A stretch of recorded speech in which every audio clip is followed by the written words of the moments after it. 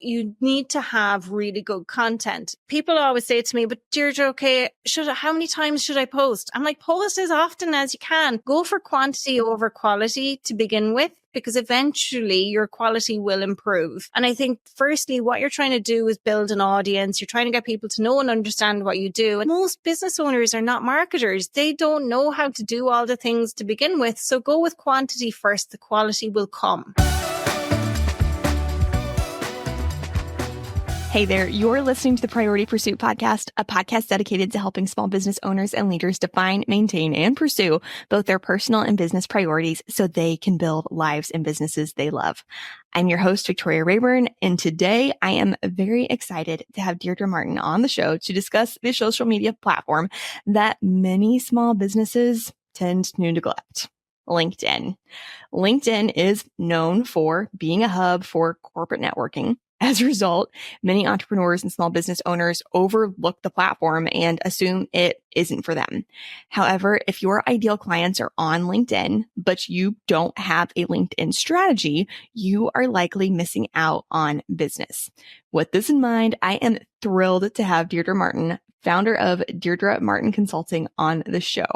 According to Deirdre, many small businesses grow rapidly because their founders are excellent at what they do, but they reach a point where they outgrow their brand, marketing, and customer experiences, which impacts profitability and sales. Deirdre knows that most small business owners want to outshine their competition, increase market share, and have a reputation that precedes them so that sales and growth will take care of themselves. To do that, they need a unique brand strategy, a story that sells, and magical customer experiences. The problem is that most coaches, consultants, and small business owners aren't marketers and don't have hours to waste trying tactics they find randomly on Google. And they're worried their marketing will fall by the wayside if they don't have accountability to help keep their marketing engines humming.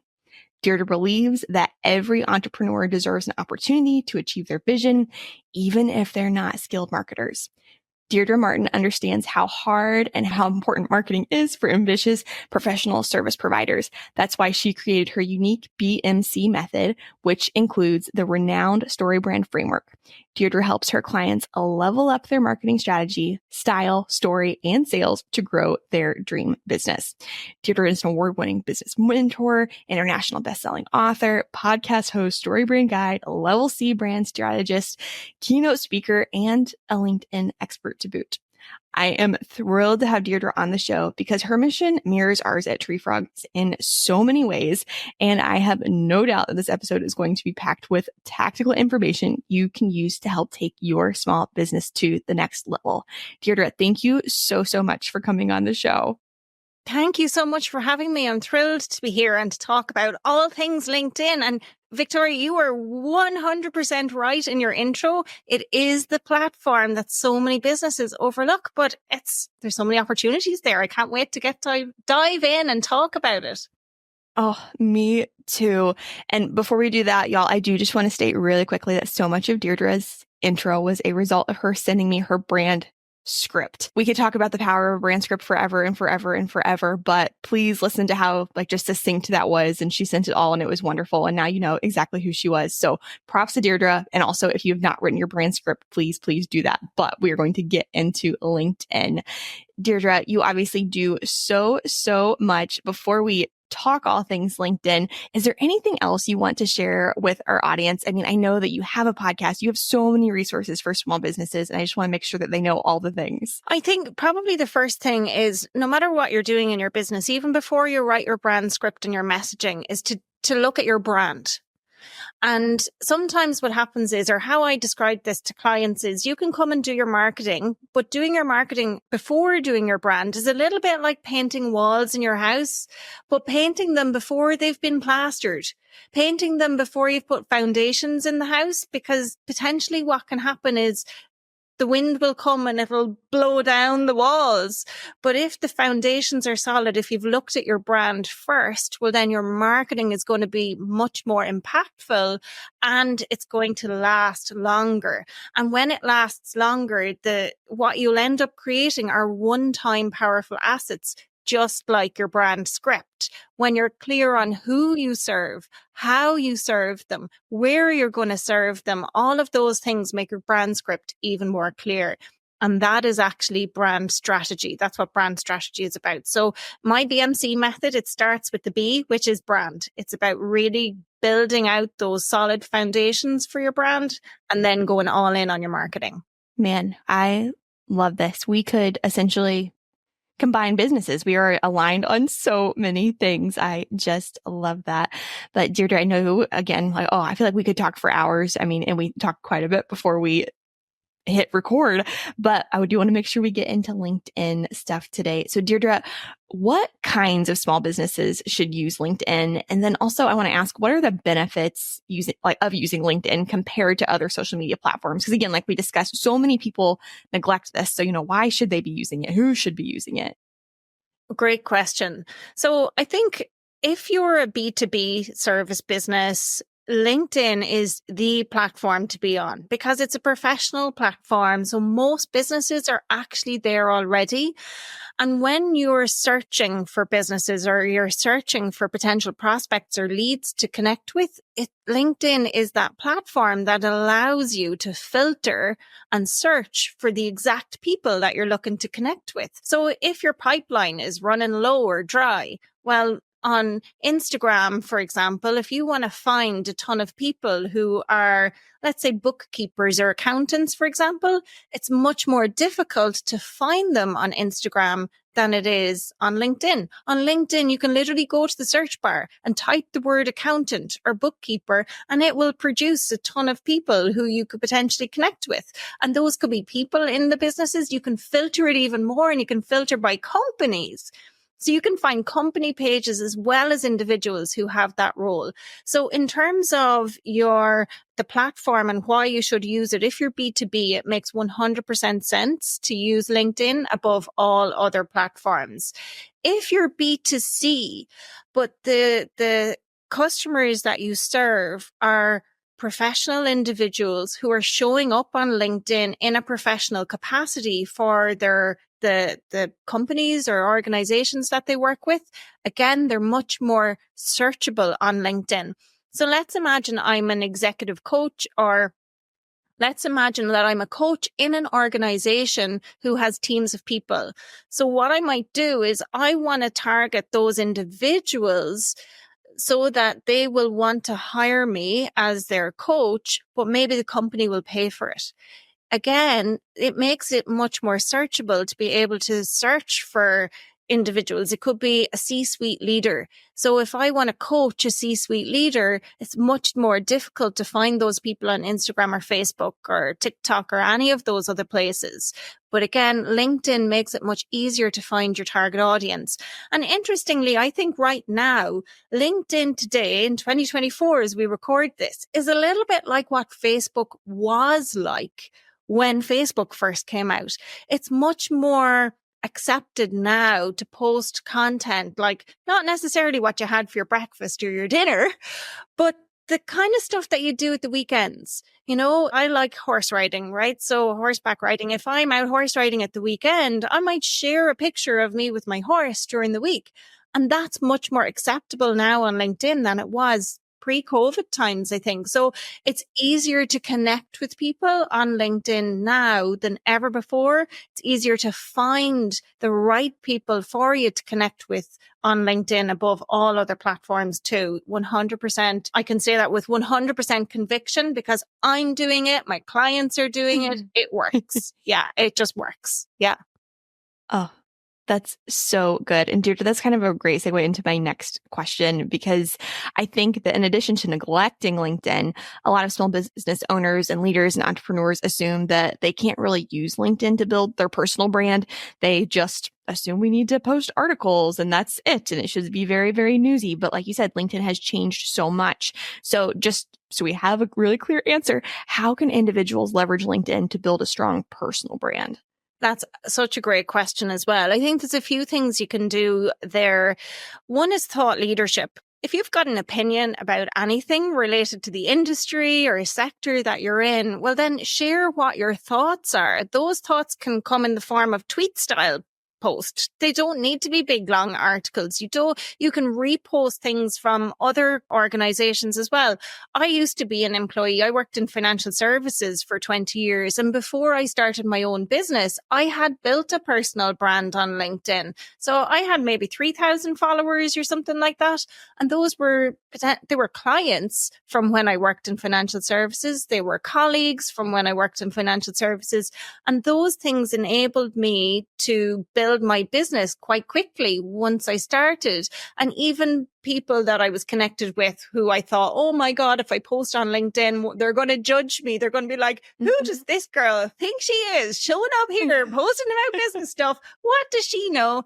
But actually, some of those people have left financial services and they've since hired me to support them in their business. So those thoughts were limiting beliefs that I had about the platform and about marketing myself as a personal brand on LinkedIn. So absolutely showing up and sharing your thought leadership is so important for building a personal brand. Those opinions that you have, it's about articulating those in different types of content. If you're comfortable on video, share it on video. If you're comfortable speaking or talking on podcasts or audio, record audio posts and share them in that way. If you're happier writing, write what your thoughts are. You can create all sorts of different types of articles, newsletters, you name it, and you can share those on LinkedIn as well. And I think what really helps you stand out on LinkedIn in terms of that personal brand are two things. One is now there's an opportunity to create what's called a top voice. So LinkedIn can invite you to share your thoughts and opinions on various collaborative articles, which can help lend to your credibility as a thought leader. So what will happen is on your news feed on LinkedIn, you will see you have been invited to collaborate to this article. And when you do that, that again helps you give an extra layer of authority or credibility to your personal brand, which is amazing. And what can help you do that? There's no algorithm or formula, by the way, folks. But what can help you to do that is to create the type of content that gets you a large number of followers quickly, or the type of content that gets you a lot of engagement quickly. And so what I propose that you do to get that is to write your content, start with the problem, but make that first line a hook. And that hook, if it's in some way provocative or controversial, people are going to stop scrolling and pay attention to what you're saying. They're going to read what you say when they're bought into what you're saying. And that opinion might be something a little bit different. If it's something that creates a paradigm shift, if it's something they've never heard before, if it's not, let's say AI right now is really popular, and maybe something you might say is, I do not agree with AI written content, or I think AI content is rubbish, whatever it might be. When you write a post with a headline that makes people stop scrolling, if it's goes a little bit against the grain, well, then that's going to get people to stop, pay attention and engage on your content. And that is the type of thing that helps the algorithm come back and find you so that you get invited to become a top voice contributor. And that voice part is what can help you stand out and build your personal brand even more. But another way to do it, Victoria, I think, is to engage on other people's pages. There are groups as well. So LinkedIn is fantastic for groups that are, again, quite niche, or niche, as you might say in the US. So when you go on to LinkedIn, you can join. It used to be limited to 50 groups, 30 or 50 groups, but I think that limit has been removed now. I don't even know. I just keep going in and connecting in groups, but you can post in those specific groups, which can help peers find you and connect with you. And equally, you can go out and find, let's say, for example, if you are, let's imagine you're building some sort of a business that you want to fly space rockets. Well, then you might want to follow Elon Musk or Richard Branson and say, okay, who are these guys connecting with? Who are the big followers these guys are checking in with? maybe then what would be beneficial would be to connect with their followers, because what you're doing then is you're building a bank of followers who are in the same industry. And again, that helps raise you up in terms of your personal brand and thought leadership, because you're like, hey, look at Victoria. She's connected with Elon Musk and Richard Branson. That's pretty cool.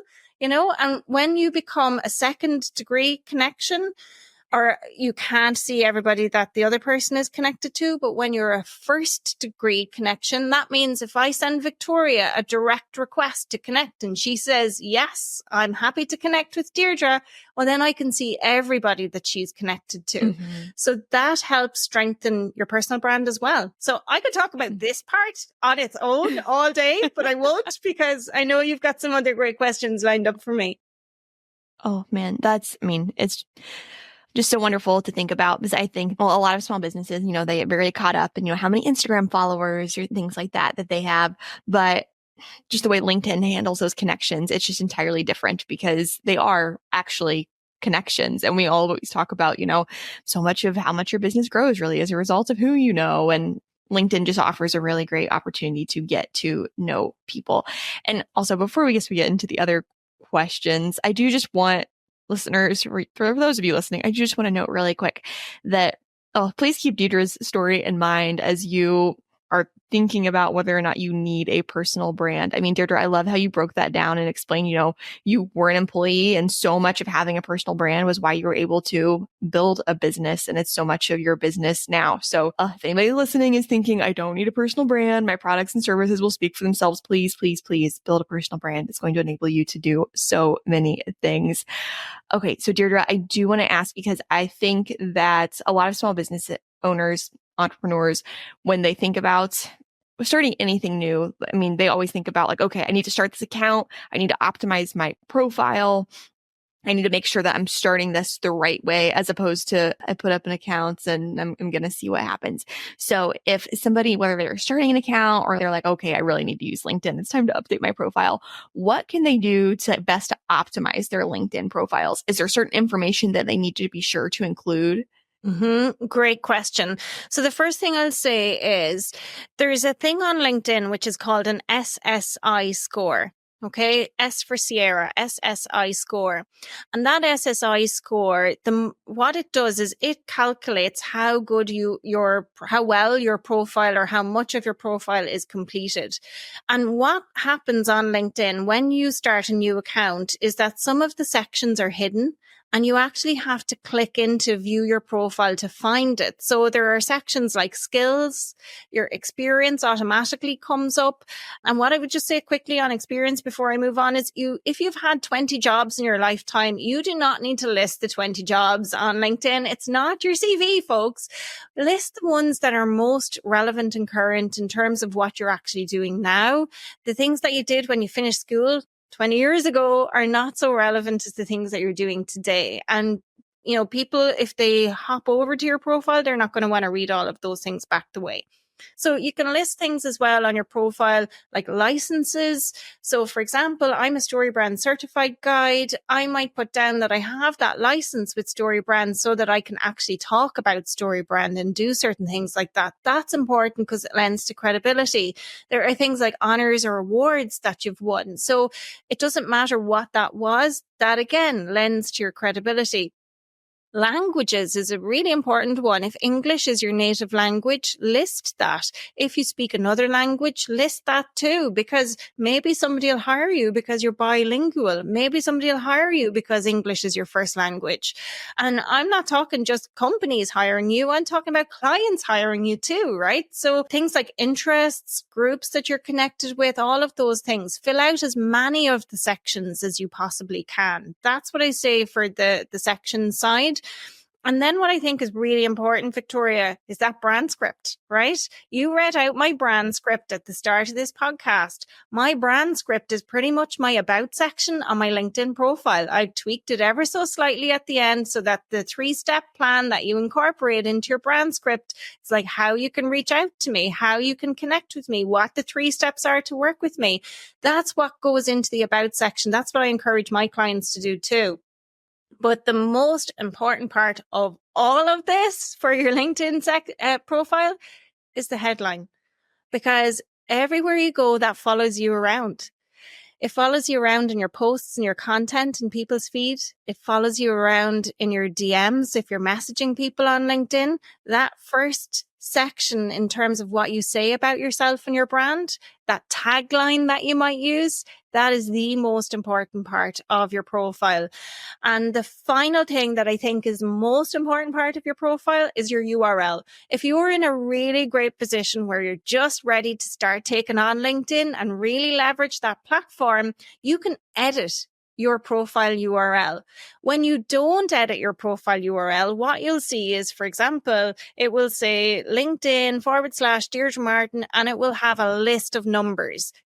You can delete those numbers. It's really simple to do. When you click on your profile, there's a pen over on the right-hand side of the page when you log on via desktop or laptop, and you can edit that out. So if you're Deirdre Martin Accountancy, you can change it so it says whatever you want it to say. That makes you more searchable and easier to find on the platform as well. So just to recap on what I'm saying is fill out all the sections. Use the brand script for your about section and make that headline really captivating, because that's the part that follows you around the most. Actually, another one before I forget, make sure your picture is not from the 90s when you were like really young. I know I looked amazing when I was 21, but I have celebrated the second time of my 21st birthday. So, it's important that your profile picture is relatively up to date, and that if you decided to have a call with somebody, that you look like your picture. Mm-hmm. Yeah. Oh, that is all wonderful. Deirdre, would you mind, because I know it's such an important part of optimizing your profile, could you give us some examples of good headlines just so people have an idea of what the heck they should put in theirs?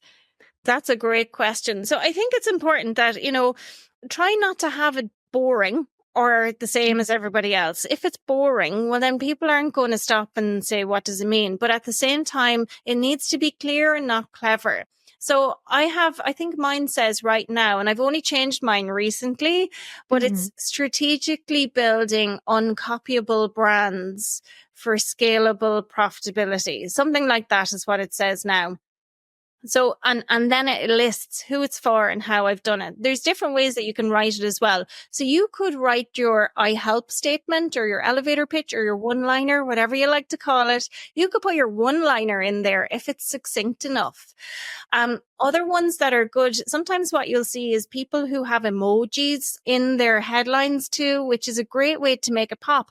If there's an emoji that reflects a word or reflects your brand and it's relevant and appropriate based on your brand voice guidelines, well then absolutely use emojis too. So it can be your I help statement.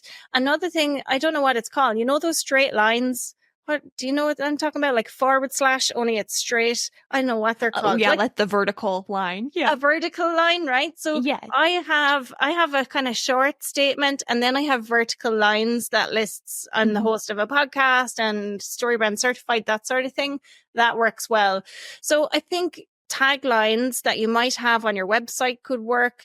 Also, the one-liner is really powerful. So I'm trying to think of some off the top of my head. Like, you want to throw out a service business at me and then I'll come up with one on the spot? Oh, sure. Yes. No. Oh, this will be so much fun. Let's say a lawn care business. Lawn care business. Specialize in tulips. I'm going to get really specific in the hopes of making it easier.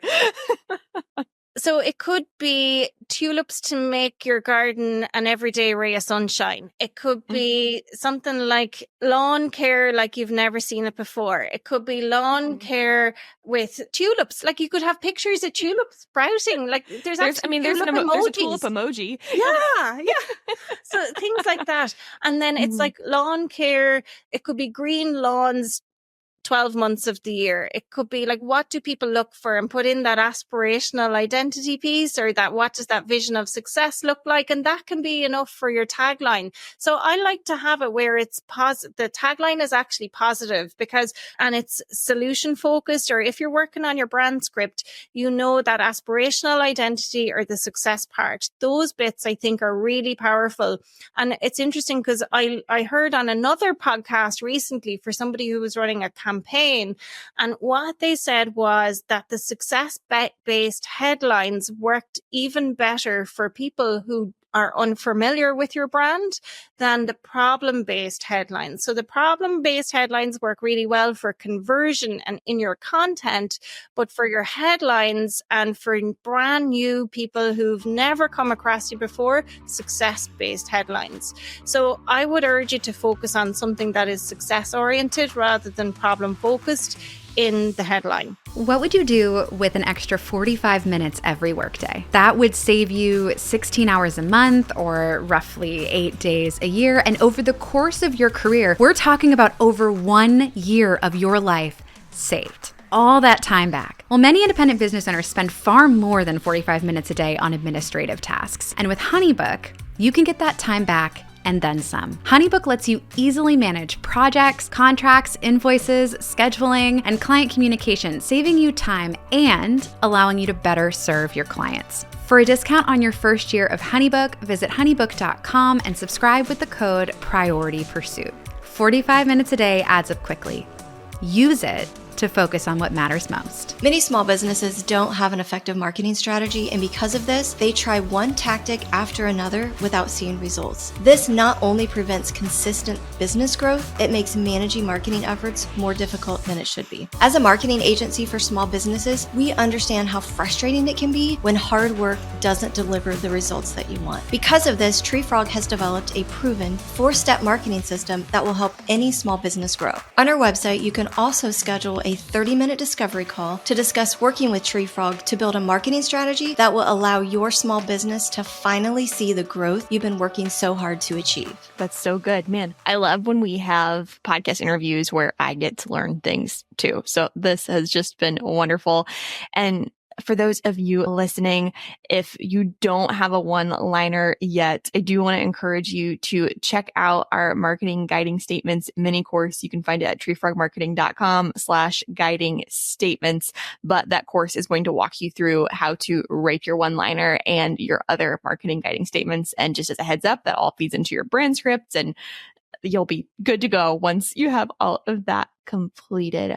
Okay, Deirdre, so I'm super excited to ask you this next question. And I know it's just kind of a big one, but I want to leave it open-ended because you are the LinkedIn expert and you just know all the things. And I'm really excited about this because you've already started talking a little bit about different kinds of content that you can develop for LinkedIn. So again, big question, but what organic LinkedIn strategies work well for small businesses? What kind of content performs well? How can small businesses use LinkedIn to attract the right customers?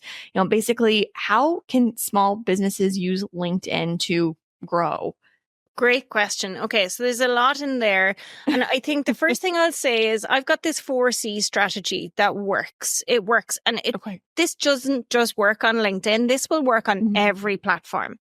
So the 4 C's are, number one, content. And I'll talk about the different type of content in a moment, but you need to have really good content. And people always say to me, but Deirdre, okay, how many times should I post? I'm like, post as often as you can. Go for quantity over quality to begin with, because eventually your quality will improve. And I think firstly, what you're trying to do is build an audience. You're trying to get people to know and understand what you do. And if, as Victoria, you read out in my bio, most business owners are not marketers. They don't know how to do all the things to begin with. So go with quantity first. The quality will come. The second thing is connections. On LinkedIn, you can connect with 100 people every single week. So if you took 20 minutes, Monday to Friday, and connected with 20 people, that's going to help you grow your audience. The third thing is when you connect with people, have conversations with them. What drives me nuts is I think that as business owners, sometimes we spend so much time consuming content, we forget to create it, and then we forget that we're on a social media platform where we should be social. So we need to have conversations with people when we connect with them. And then we need to not just engage on our own stuff. That's like constantly inviting people over to your house for a party, but never leaving your front door. You need to go out and meet other people and network with them. And so comment on other people's content as well.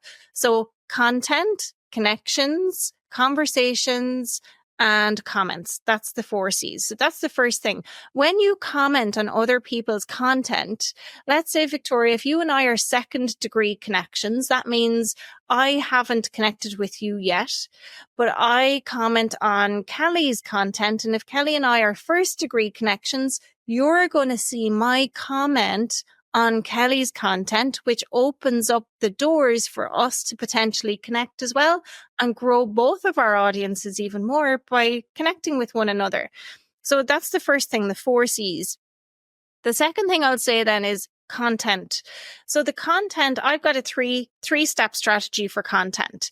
And that 3-step strategy is about capturing, which is about creating curiosity for people. So when you create curiosity in terms of the content that you create, people are going to be like, whoa, that was interesting.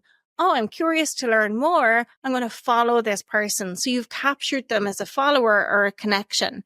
The second type of content to create is engaging content. So engaging content nurtures those followers. It enlightens them and it maybe shows them the behind the scenes stuff, like that Facebook stuff I was talking about earlier, where they really get to know you. And it's not know, like, and trust you. That's important, but it's know, like, and love you, because when they know, like, and love you, then they're going to fall into the third part, which is convert. So if you show up on social media, and this is the biggest mistake, one of them that I see most people do on social media, is that they're constantly trying to convert people. Every post is a sales post. It's always like, buy now, buy now, buy now, work with me. And that just feels icky. It feels like you're a sleazy salesperson when you're doing it, but also your audience on the other end, they're like, they see your stuff and they're gone. They just scroll past because it's not interesting. But if your conversion type content is stuff that adds value, and by conversion, I mean, it's anything that takes them away from the platform. It could be to sign up for your lead generator, something for your email list. It could be to attend a masterclass or a webinar. It could be to DM you. Anything that takes them away from the piece of content they're on, that's a conversion post. So in terms of a strategy that works around this, what I'll say is 80% of the time, aim for content that captures new followers and then engages those followers. And 20% of the time, aim for content that converts. And when you do that, most of the time, what you're doing is you're building that relationship with people on their content. What makes this really effective as well is it makes you, as a business owner, show up with value. And that value-driven content is the content that people will start to relate to and start to trust you because you're showing up with things that help them. So show up and solve their problems. Show up with those opinions that are a little bit different. Show up with pictures of you behind the scenes. And those are the things then that make you relatable. They make you uncopyable, and they make you the type of person that somebody wants to get to know better. You know, it's interesting that this has happened to me and to my clients, where I was speaking at an event locally and somebody who'd been following me on LinkedIn decided to come to this event, and she came up to me at the event and she was like, Deirdre, I've got to shake your hand. Oh my God, I've been following you on LinkedIn. I'm like, who is this person? You know, but I felt LinkedIn famous. Now I only have about 10,000 followers on LinkedIn, but at the same time I was like, oh my God, I'm like LinkedIn famous. And she was like ready to buy from me because she'd been following me on LinkedIn. Now she got to meet me in person. And it's like, I'm the exact same person on LinkedIn as I am in real life, you know? And so when you show up authentically as you are in real life, ditch any corporate tones of voice, you know, just totally be you. Speak like you speak to your friend in a coffee shop, you know, or at the bar, wherever you're hanging out with your buddies. And that's how you should show up on LinkedIn. You don't need to have this professional persona. As I say, that's gone. Just be you. So that's my second strategy for LinkedIn. And then the final one that I apply, and yes, this all ties in together, and this is all doable in 1 hour per day, is what I call a Dream 100 list. So this is not my concept. I think it's Shep Holmes who came up with this. I can't remember who came up with it.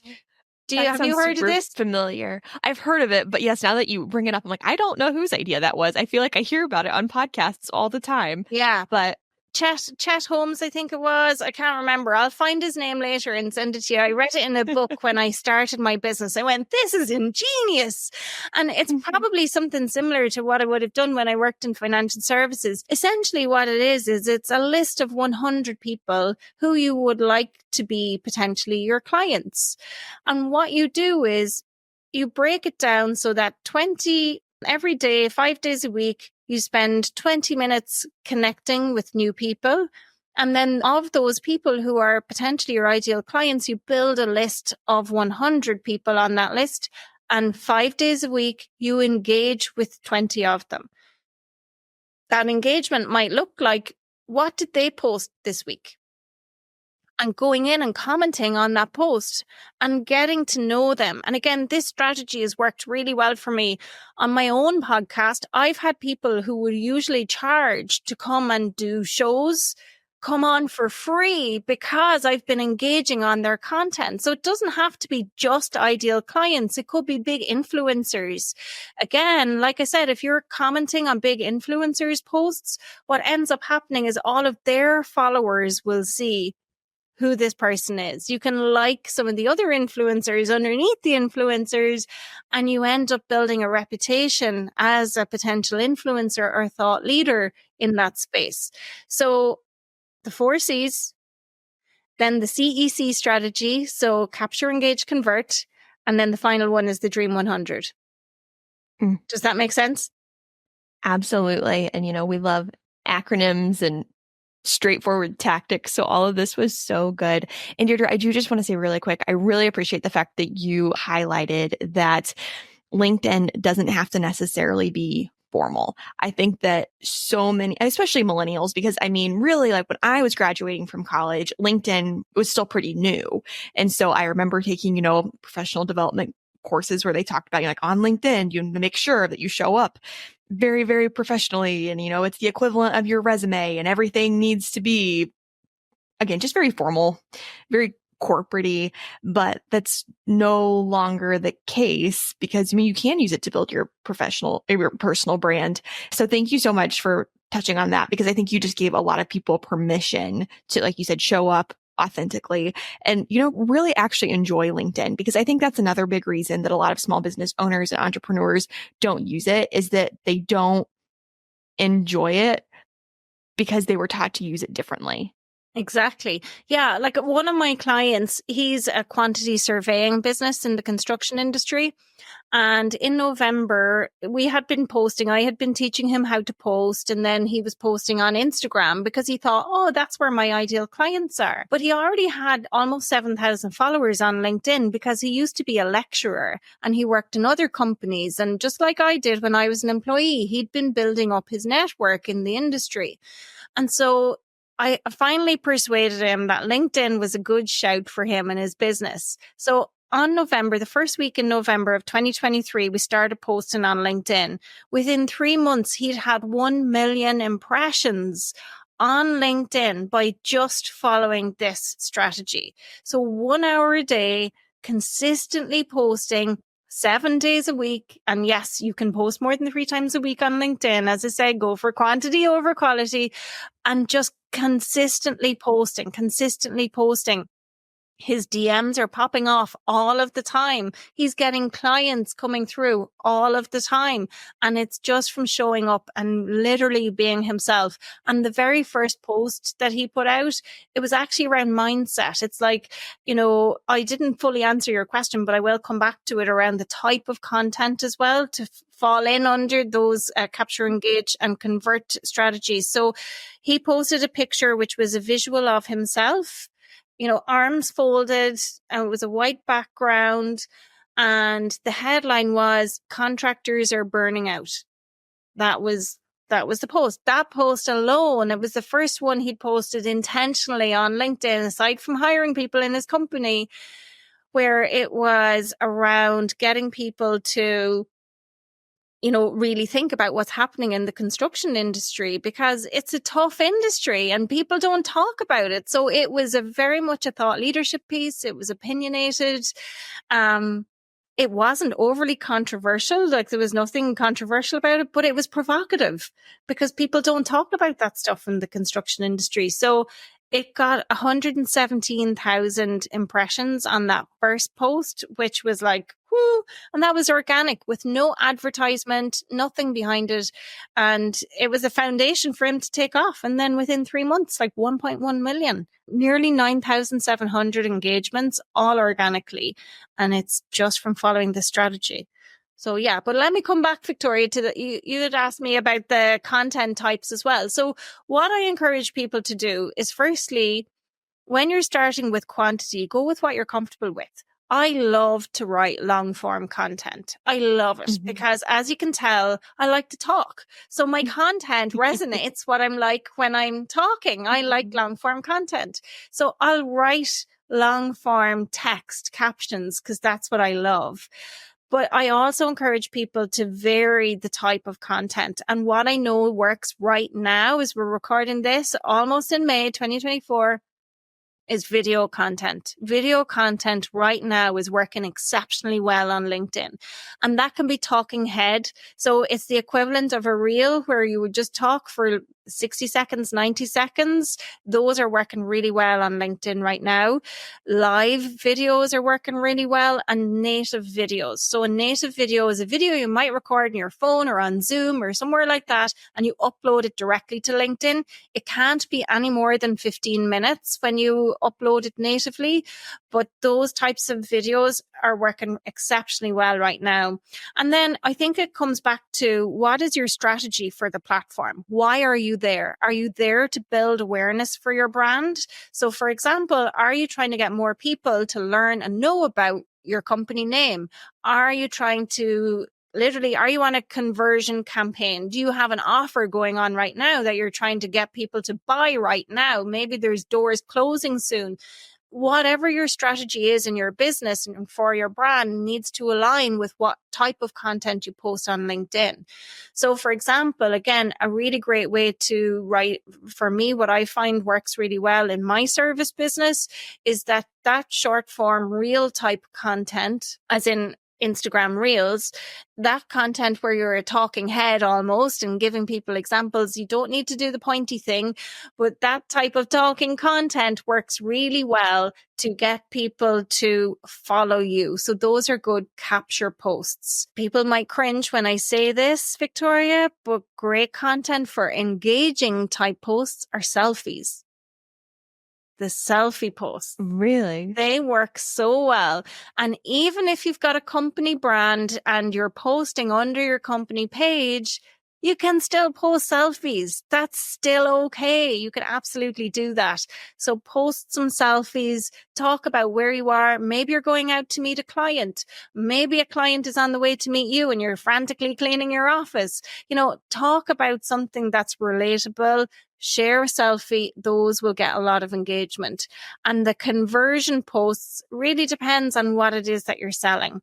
If you're selling a freebie, maybe a PDF, and you want people to sign up for that, I would say put in an image of what that looks like and make sure that you put the link for your freebie in the comments as opposed to in the caption.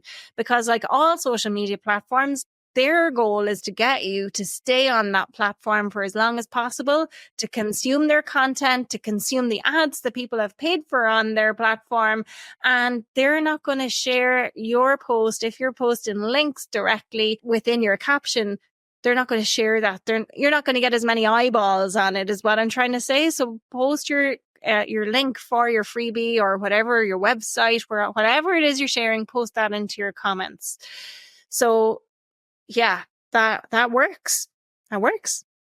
Oh man, all of that was so good, so wonderful, so many ideas. Deirdre, you have just made this so approachable. Now, if, however, someone is listening and they just are not sure where to start, with LinkedIn or they aren't sure if it's worth their time, what would you tell them? I know that you have already covered this in so many different ways, but in case they need one last final nudge before we wrap up this episode. Okay, a great question. I think firstly, it's go back to your brand and then start with your profile, fill it out as much as possible. But then look at what does that journey look like? And even in your brand script, if you're writing step 1 is this, step 2 is that, step 3 is this, if that's part of the journey with you, can you break that down into the types of pillars of content you might talk about? So I like to break down what you're going to talk about in LinkedIn into like mindset is one. So like, what is your mindset and what is your ideal client's mindset about what you do or what you offer? And then how can you talk about that in a way that they'll resonate with them? And then mastery. So for example, I mentioned my framework is the BMC framework. That's brand, marketing, customer experience. But I believe all of those three are so intertwined, and it's what brings around a holistic business solution for any business. So I talk about brand marketing and customer experience in terms of mastery. That's where my expertise is. And then there's the personal aspect as well. So your personal stuff can be your journey, the things that you've learned to date, your hobbies. Like, again, I mentioned horse riding. So for me, I'll talk about horse riding. But one thing that, horse riding has in common with business is resilience. You need patience and resilience. If my horse throws me off, well, I can stay on the ground or I can dust myself off, pick myself up, and I can go and try again, And so what do you do in your personal life that you can relate back to business, and what stories can you tell around those things so that, again, people reading or listening or watching you online can relate to? So I would say the first thing is, again, profile your brand. So who's your niche? Who are you going to talk to? What are you going to talk to them about? What is your offer? And then complete your profile, and then quantity over quality. Just go for it. You've got nothing to lose. And if you're worried about people judging you, probably the people you're worried about judging you, they're not your ideal clients. So when you're showing up there, just think about you're showing up for who your ideal clients are. Forget everybody else. They're never going to pay you. Amen to that. Deirdre, this episode has been so good. You've really I cannot believe how much wisdom you gave us in just 45 minutes. Thank you so, so much. Again, I feel like our audiences and our missions align so much. So I have no doubt that our listeners are going to want to hear more from you. So would you mind telling us, where can people find you, connect with you? Where can they find you on LinkedIn? Because they're definitely going to need to connect with you there, but tell us all the things so that way they can continue to learn from you. Thank you, Victoria. Yeah, so absolutely. Look me up on Deirdre Martin Consulting on LinkedIn. You'll find me there. I'm on Instagram as well, but I don't hang out there so much because I love LinkedIn. So, I'm always on LinkedIn. Also, my website is deirdremartin.ie. So you can check me out there. And I've got my own podcast, and you guys are definitely going to have to come over and talk on my podcast too. And it's called the Master Your Business Podcast. Oh, well, we would love that. It would be an honor. And yes, y'all be sure to subscribe to Deirdre's show as well. Deirdre, thank you so, so much for coming on the show. And listeners, I cannot wait to see your LinkedIn content. This is also definitely motivation to me to remember that I need to pay attention to my LinkedIn profile. But y'all, thank you so much for tuning in to another episode of Priority Pursuit.